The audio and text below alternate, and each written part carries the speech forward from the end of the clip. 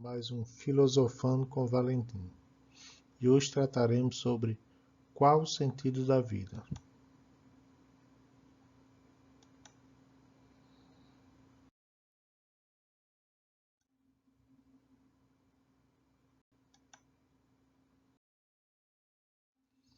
Qual o sentido da vida? A vida é desprovida de sentido. Você dá sentido a ela. O sentido da vida é aquilo que você atribui a ela. Estar vivo é o sentido. Joseph Campbell. O sentido da vida é que ela termina. Franz Kafka. O sentido da vida é o que você quiser que ele seja. Nós somos o universo contemplando a si mesmo. Stephen Hawking. O que eu sei sobre Deus e o sentido da vida? Eu sei que este mundo existe. Ludwig Wittgenstein. Viver é experimentar e não ficar pensando no sentido da vida. Paulo Coelho. Diante de tantos pensadores intelectuais, acredito que não seja o papel de julgar qual deles está mais correto. Poderíamos até resolver essa equação de uma forma simples, que cada indivíduo construa seu próprio significado. Isso porque jaz aqui uma missão impossível. Cada vida possui as suas próprias peculiaridades. Somos diferentes quanto aos nossos atributos, histórias e desejos. Mas lá no fundo, esse é o tipo de pergunta que mascara algumas inseguranças que todos nós temos. Queremos um sentido apenas para que todos os nossos sofrimentos valham a pena? Felicidade, meus amigos, é a única coisa que importa. Para mim, a busca pelo sentido da vida se transforma em outra questão, que considero muito mais importante. Como eu posso viver a vida de forma plena, extraindo o melhor dela, obtendo a maior felicidade e causando o maior impacto positivo em outras vidas?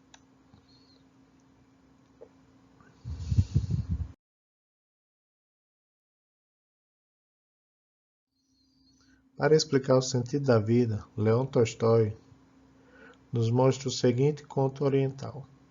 Imaginemos um viajante que, enquanto cruza a estepe, se vê perseguido por um animal feroz. Para se salvar da fera, o viajante pula um poço seco, ao fundo do qual há um dragão ávido para devorá-lo. Para evitar a morte certa, o viajante se agarra aos ramos de um arbusto silvestre que lograra crescer através das fissuras do poço. Ocorre que suas mãos começam a ceder, e o viajante sente que logo precisará se entregar para a morte, já que o animal feroz lhe esbarra a saída, e o dragão faminto lhe veda o abrigo ao fundo do poço. Ou seja, se ele tentar sair do poço, tem uma fera. Se ele cair no fundo do poço, tem o dragão feroz. E eis que o viajante, ao olhar para os lados, vê um rato branco, o dia, e um rato preto, a noite, perambulando junto ao arbusto. O frágil galho que sustenta o viajante vai sendo roído pelos ratos do tempo. Ocorre que, em meio às folhas do arbusto, o viajante descobre uma gota de mel e passa a lambê-la com sofreguidão, como se a ilusão do prazer fugaz pudesse ludibriar a morte certa. Leon Tolstói, pessoal, ele usa esse conto oriental para fazer metáfora com a vida. É como se todos que estivessem vivendo já tivessem predestinados à morte. É isso que sabemos. E aí, o dia e a noite vai fazendo com isso ficar cada vez mais próximo. Os ratos, né, que são o dia e a noite. Mas entre isso, entre o início da vida e o fim da vida, tem as gotas de mel, que ele cita aí no texto, que são como as coisas positivas que vai acontecendo na nossa família, que vai acontecendo na nossa vida, que vai nos dando prazer, mesmo que momentâneos, durante a vida. E aí, todas as vidas, não importa a vida minha ou a sua, não existe a melhor vida do mundo nem a pior vida do mundo. Todas as vidas irão acabar, mas todas as vidas irão sempre ter coisas boas, que serão sempre os favos de mel, as gotas de mel. Talvez nunca descobri o real sentido da vida, mas é muito provável que possamos encontrar algumas formas para viver melhor através desse caminho. Para Platão, o homem é um ser em busca de significado. Para os nossos antepassados e filósofos gregos, a busca pela felicidade era o motor central da nossa vida.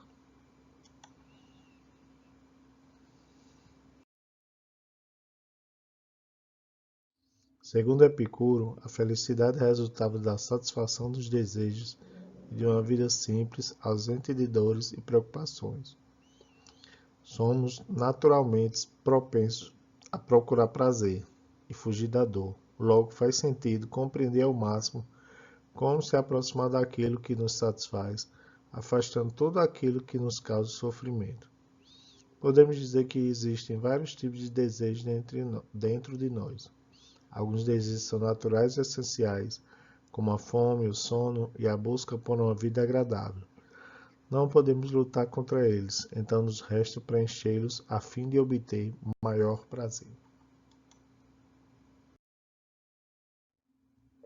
Já os desejos frívolos e artificiais, como a busca por riquezas, poder e imortalidade, são criados através dos valores sociais e podem ser completamente ignorados. Tais anseios nos trazem apenas mais sofrimento, já que não funcionam através de leis naturais. Já os estoicos, que surgiram na mesma época na Grécia, também focavam seus pensamentos na busca pela felicidade. A resposta era oposta à de Epicuro. Ao seguir os nossos desejos e fugir dos nossos medos, estamos agindo como máquinas.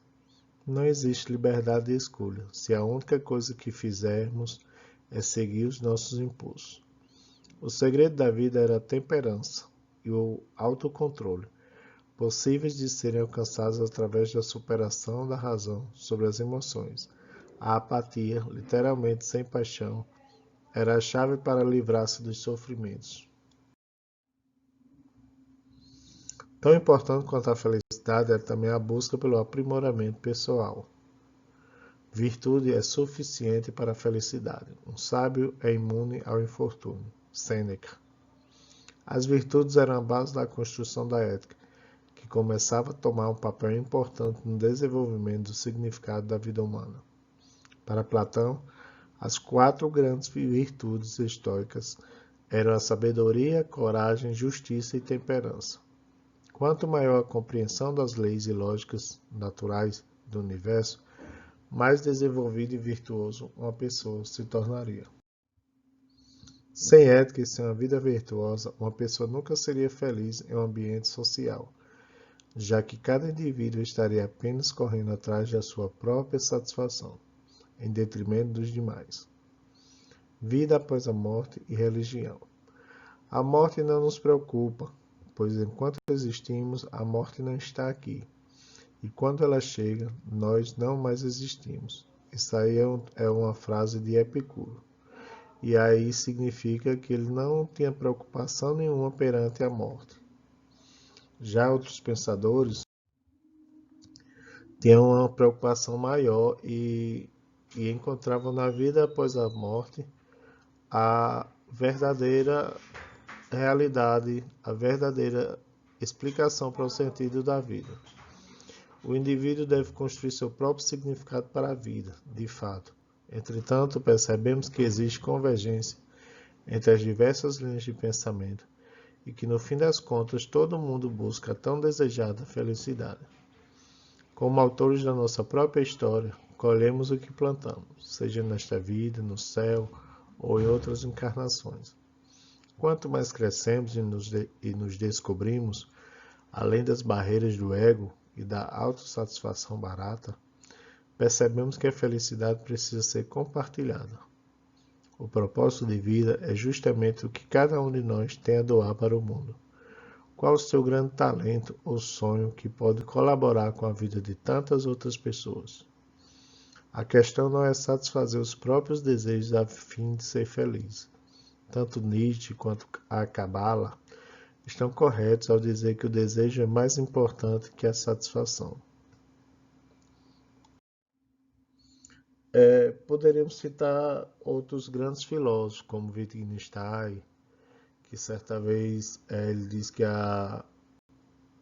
o sentido da vida não tinha sentido algum, porque a linguagem não precisava falar sobre aquilo que não tivesse um sentido lógico. E aí, se eu falo que o sentido da vida é uma coisa e você fala que o sentido da vida é outra coisa, então não tem para que a linguagem se preocupar com isso. Não tem como ela se preocupar sobre o sentido da vida, já que não vai ter lógica nenhuma.